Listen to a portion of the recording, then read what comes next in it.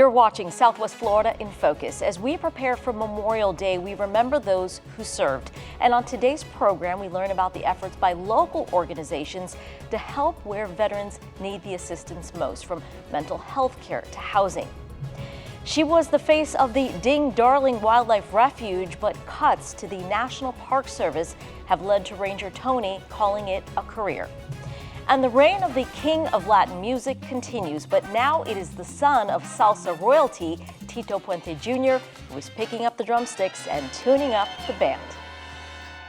Hello, I'm Sandra Victorova. Thank you so much for joining us. Memorial Day weekend is the unofficial start of summer, and it's also a time meant to reflect on those who gave their lives while serving our country. Today, we begin with the challenges facing Florida veterans. More than 1.4 million former service members call the Sunshine State home. That is the second highest veteran population in the country, according to the Department of Veteran Affairs. And just like the rest of the country, vets here struggle with unemployment, mental health conditions, and homelessness after their tour of duty. The VA reports that there are over 2,300 homeless veterans in Florida. As WGCU's Jennifer Crawford explains, the nonprofit Warrior Homes in Collier County is tackling that issue by trying to make sure every veteran has a roof over their head.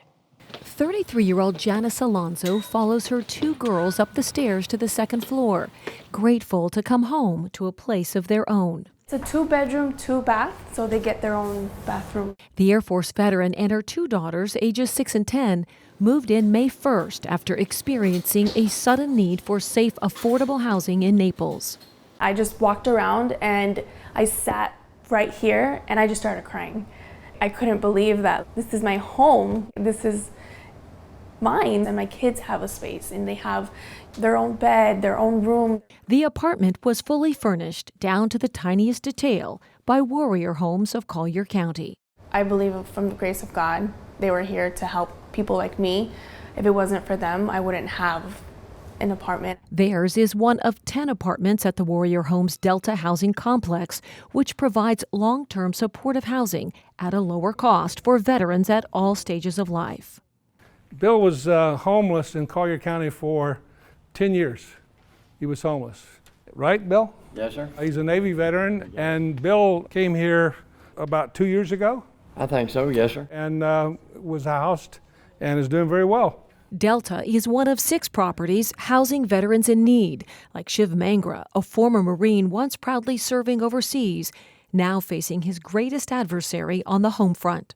I was battling depression. Substance abuse. On the brink of homelessness, Mangro says Warrior Homes and the treatment programs helped him find what he had lost. They've helped me regain my dignity as a human being. Army veteran Del Mullen of Naples is the founder and president of Warrior Homes of Collier County. We're here to help, and you shouldn't feel guilty. You serve this nation, you put your life on the line. At least we can do as a community is being able to give you a hand up, provide you the clean, safe place to live. For Mullen, each veteran housed eases a deep heartache he feels to his core. It really broke my heart when I found that there are veterans that served our nation, that are current war veterans that served our nation as well, that are sleeping on the streets. And being a veteran myself, I just couldn't accept that. And so we decided to do something about it, and that was to start creating housing for veterans that live in our county. Since the first house opened in 2020, the nonprofit has acquired 5 more properties and housed 85 veterans, thanks to countless volunteers, community partners, and about $10 million in donations coming from the private sector. Bit by bit, dollar by dollar, these really dedicated members of our community have helped ensure that we're at what they call functional zero for homelessness among veterans in Collier County. Anyone who wants a home can have one, thanks to this group. So it's pretty incredible. Mullen says Judge Janice Martin played a pivotal role in creating Warrior Homes by shining a light on homeless veterans and their need for stable housing as they wound through the judicial system. The daughter of JAG officer and longtime Collier County Judge Lawrence Martin, she recently purchased a brick paver in her late father's memory. It was installed here at the Delta Patriot Garden. Martin is one of about 90 veterans being commemorated in a special ceremony this weekend. This is a memorial brick, and this is in memorial to Sergeant First Class Gary Vasquez. A tangible reminder to never forget those who served our country and remember those still in need of support from the nation they once served. I'm Jennifer Crawford, reporting from Naples for WGCU News. To learn more about the obstacles veterans and their families struggle with, we are joined by Armando Hernandez, the Senior Director of Home Base Florida. Welcome, Mr. Hernandez. Thanks for having me. So we know for over a decade, Home Base, which is a nonprofit, has been working to heal the invisible wounds of war with veterans here locally. I want to understand what the biggest obstacles you see facing veterans right now when they return home. We often hear about PTSD, but you were telling me earlier that you're seeing really traumatic brain injuries really coming into focus. Yeah, I think one of the biggest obstacles veterans face is really the education of their health care, right? And so PTSD is a big part of that. I think we've learned a lot about PTSD over the number of years, but there's still a stigma attached with it, and there's still a lot that we need to learn. But to your point, we have seen a drastic surge around brain injuries, right? And we know that those are common from IEDs or blast, big explosions that somebody might be near. And those are common, but what we're also learning is that a lot of small concussive events over an entire military career can have a lot of similar effects. And it's challenging because the symptoms and the signs of traumatic brain injury can be very similar to that of PTSD, so they're often confused.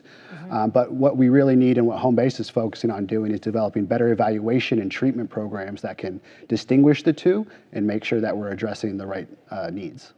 So we're in Mental Health Awareness Month, and of course it's a time to remind the whole community that, the importance of getting care when you need it. Is there a bigger challenge in getting care to veterans because of, the understanding or maybe the sense that if they got care previously, it might have impacted their military career? Yeah, absolutely. I think there's a stigma in the military about, seeking help because it could damage your career, or maybe just the perception of seeking help. So some of the challenges with that are certainly overcoming the stigma, overcoming potential trust issues or barriers that could be there.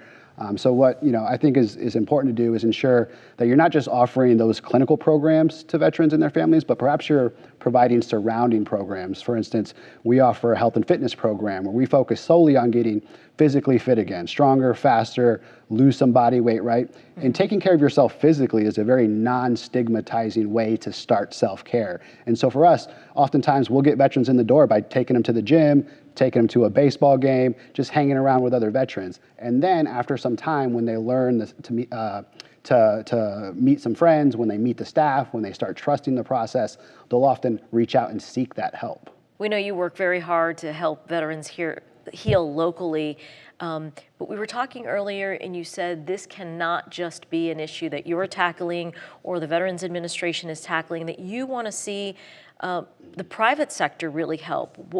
What needs to happen? Sure, yeah. So I think a lot of times people look at these injuries that the veteran population is facing, and I think the VA's got it. And the VA is doing a wonderful job, and they're doing as good as they can. But that's one entity, and this is a problem that's too big for any one entity to take on. And for far too long, the private sector has been absent, assuming that the VA can handle this. And so Home Base is a private nonprofit organization. We work with other private nonprofits, private for-profit organizations to really focus on saying, well, what can we do to help fill the gaps that the VA might not be able to do, or that the VA needs assistance with. And so for us, it's about filling the gaps. It's about ensuring that veterans don't come home to programs like Home Base or programs like the VA. They come home to communities, and it really is going to take a community effort to get behind these initiatives that are really going to solve these problems for this population. Mr. Hernandez, we thank you for the work that you do, and we thank you for your service. Thanks so much for having me. Thank you.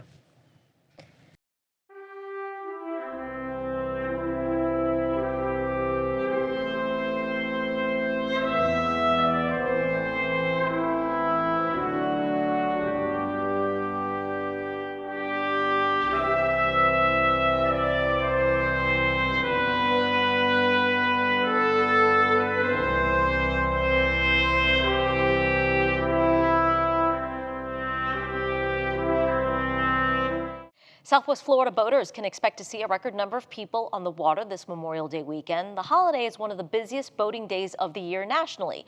The boating industry is busy as well. Florida's boating market saw $6.4 billion in retail sales in 2023, and there are now more than 1 million registered vessels here, more than any other state. But those numbers also mean we lead the country in boating fatalities, 81 reported in 2023, according to Florida Fish and Wildlife.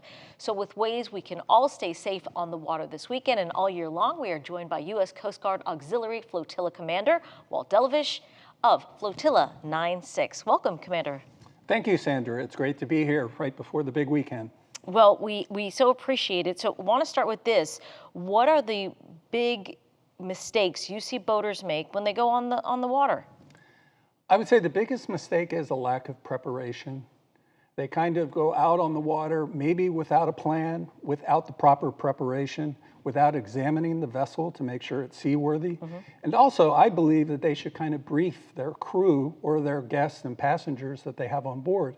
And a lot of times this doesn't happen. So we would like to see people having fun on the water, but add a little bit of structure to make it a safer, enjoyable experience for everyone on board.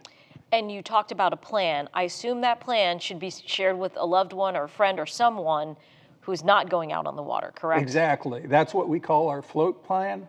And the float plan basically says, here's what we're thinking of doing, here's what time we're leaving, here's the route we're going to take, here's when we plan on coming back. So planning is important. The float plan, making sure you have an idea of where you want to go, you have enough fuel, you have enough supplies, and that, of course, includes not lots of beer, but lots of water and other hydration that's healthy for you.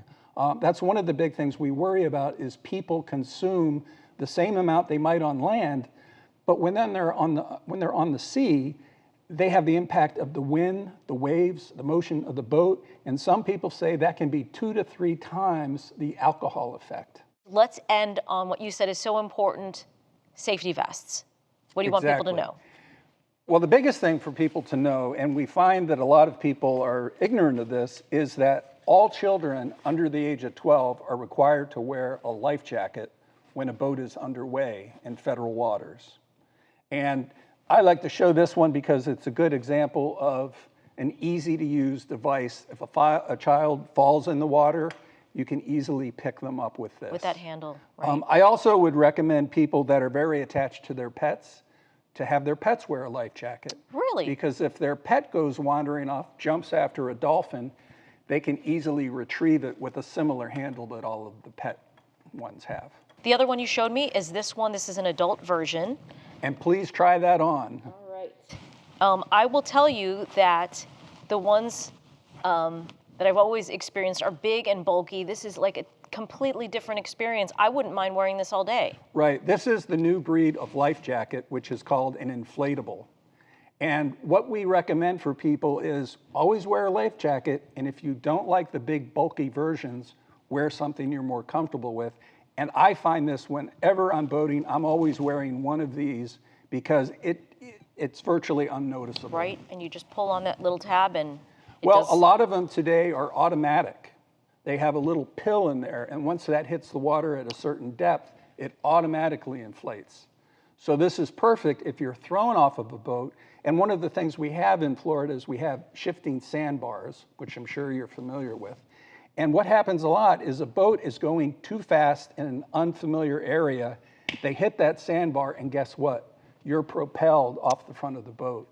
And sometimes you can be striking your head on the mangroves, on part of the boat as you're being ejected, and you land in the water unconscious. With an inflatable that's self-inflating, that's going to keep you up on the surface.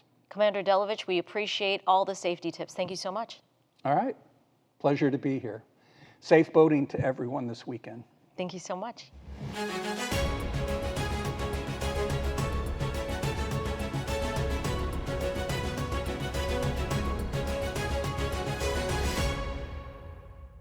A black bear hunt is one step closer to returning to Florida. Florida Fish and Wildlife Conservation Commissioners voted Wednesday to have a black bear hunt for 23 days this coming December and into the future.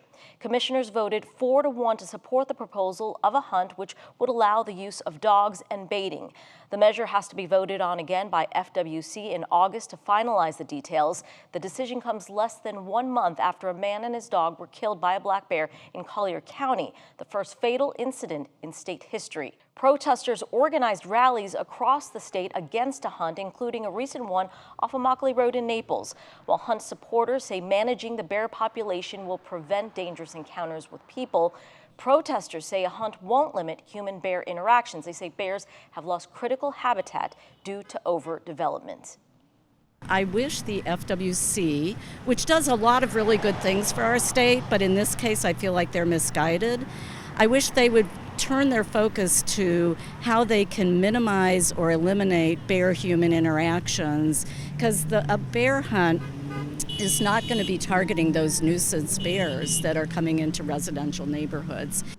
The goal of the hunt is to remove 187 black bears. There are approximately 4,000 bears currently scattered throughout the state. If you've visited the J.N. Ding Darling Wildlife Refuge, there's a good chance you've come across Ranger Toni. Since 2002, Supervisor Refuge Ranger Toni Westland has helped nature lovers learn about and enjoy the beautiful ecosystem on Sanibel Island. Now, Ranger Toni is retiring from the U.S. Fish and Wildlife Service after 27 years, and we are grateful Ranger Toni is joining us now. Welcome. Thank you. So I can only imagine what this feels like for you.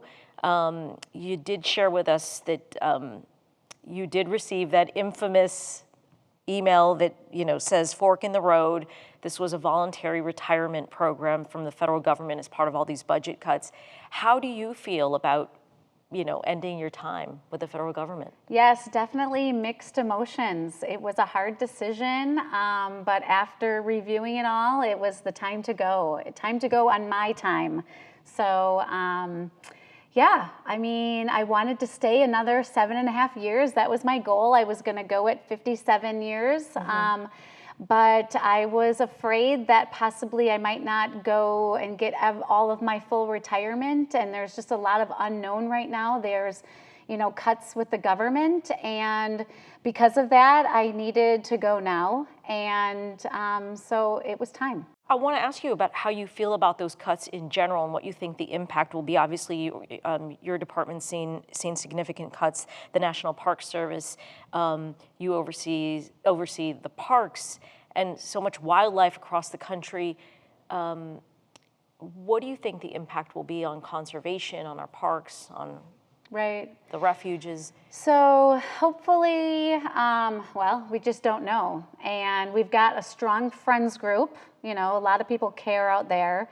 The friends group brings in private money to help pick up the pieces when the federal government falls short. Mm-hmm. It's just unfortunate that always has to happen. Yeah. And so we hope the government's going to step up, and that's not going to happen. But we just don't know. So we hope people can do their part to start shaking things up. In the meantime, the friends group always steps up, So I need to get out now and maybe help speak as Toni Westland, not Ranger Toni. Yeah. I don't know. That's all maybe that I can do in a few days from now, right? I want to ask you about this particular refuge. Yes. Because it doesn't get as much attention as the Everglades. What do you want people to know about Ding Darling? Oh, people know Sanibel for its beaches. Sure. But it's one of the most sacred places when it comes to mangrove ecosystems. Mm-hmm. To get out, and if you've never kayaked at Ding Darling, you haven't lived. Get out into a kayak to experience it and kayak through the mangroves. That's amazing. The other day I took Sanibel Realtors on a trip. They have to get a green certification. We didn't even know it. The alligator was under the boardwalk and it bellowed like a bear. If you've not heard that, we all jumped. I jumped. So yes, the Everglades, it's amazing. Yep. But all of these special places have those unique experiences. Come on in, the visitor center. You know, we've got construction going on finally since Ian right now still, but our volunteers that give it all to the visitors, they'll be able to let you know where to go see those experiences. Ranger Toni, we so appreciate all your contributions to the community. Thank you so much. You will be missed. Thank you.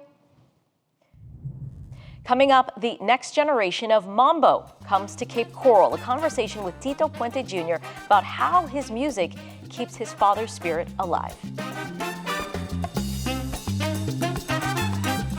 A Rumba revival came to the Cape Cabaret. 25 years since the world lost Latin music legend Tito Puente, his sound and spirit have returned, with his son picking up the drumsticks and not missing a beat. WGCU's Julie Perez grabbed a front row seat for the tribute act that is keeping the Mambo magic alive.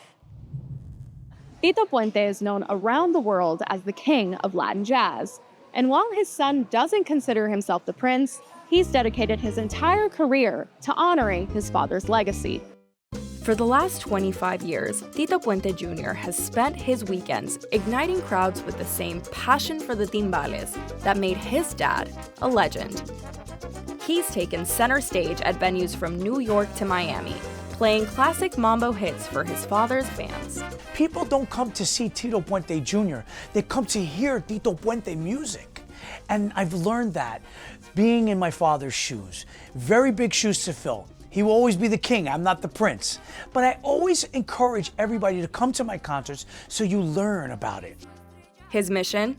To keep his father's music and memory alive. Who knows who Tito Puente was? Known as El Rey de los Timbales, Tito Puente rose to fame in 1950s Spanish Harlem. He made special appearances on programs like Sesame Street. Who are you and what are you doing here? Yeah, my name is TP, Tito Puente. Arriba, muchachos! And became one of the first Hispanic band leaders to have a star on the Hollywood Walk of Fame. Tito Puente was like the Mambo Pope. He was your tío, he was your uncle, and people always remember Tito Puente as that music that you used to listen to at your grandmother or your grandpa, your abuelo's party. On the evening of May 31st, 2000, this master percussionist passed away at the age of 77. His death was mourned by the thousands of fans he amassed during his 54-year run. But the impact was even greater for those who were close to him. It took me many years after his passing to really restart my career, because I had a career at the time doing Latin house music and playing in rock bands. I was a drummer. So I took 2 years off, really reorganized my mind, my thoughts, and with the blessing of my family, they said, why don't you continue what your father left, that legacy? And that's what I did. And he's doing it in ways he never expected. Tito Puente Jr.'s 17-year-old son is carving out his own space in the industry, creating music with a different sound than what his family is known for. I can tell you honestly, it's almost like I'm living my father's life once again, reincarnated. Because when I was growing up, I loved rock music, and my father was like, what are you playing that rock music for? And I was like, you don't know where I'm gonna go? But I ended up playing his music, and of course encouraging others to play the music of salsa and mambo and Tito Puente. But my son, I always encourage him to just enjoy music. Popular Latin artists like Bad Bunny are also embracing the traditional Afro-Cuban sounds and reintroducing them to modern audiences. They're coming out with some great new artists. But I feel right now that the music is now thriving. It's getting more recognition. And I see that here in Southwest Florida, in Fort Myers area, and of course, Swiffle, they call it. Please put your hands together for Tito Puente Jr. Woo!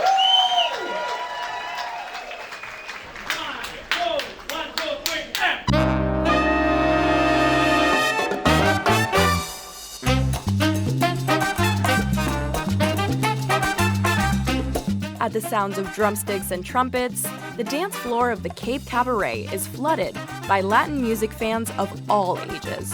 My last name, Puente, means bridge in Spanish. And that's what my father did for 40 years and about, 5 different decades. And that's what I've been doing for these past 2 or 3 decades in transporting his music and bringing it to the new generation.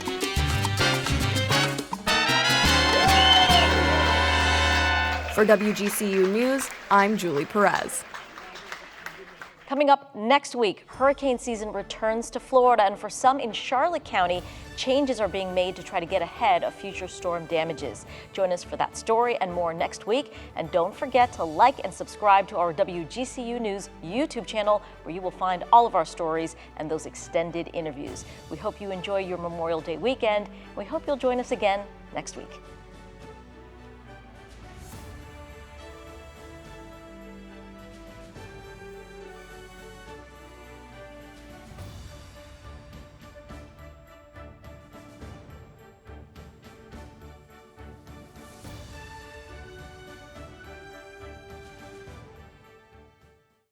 Thanks for watching. We've got more great content for you, from news to the arts to the environment. So be sure to like and subscribe to WGCU's YouTube channel and follow us on our social media platforms for the stories that matter to you.